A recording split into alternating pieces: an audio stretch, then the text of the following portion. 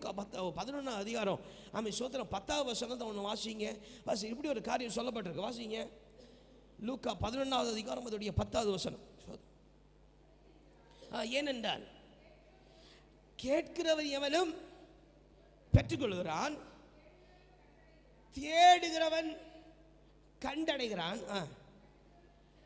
தட்டுகிறவனுக்கு திறக்கப்படும் சொல்லியிருக்கே பாஸ்டர். அப்போ அங்கே என்ன தேடணும்? அல்லேலூயா.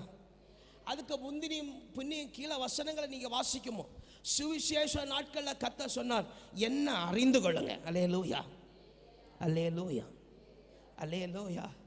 என்ன அறிந்து கொண்டதுக்கு அப்புறம் நீ தேடு. எதை தேடு? வசனத்தை தேடு. அல்லேலூயா, அல்லேலூயா.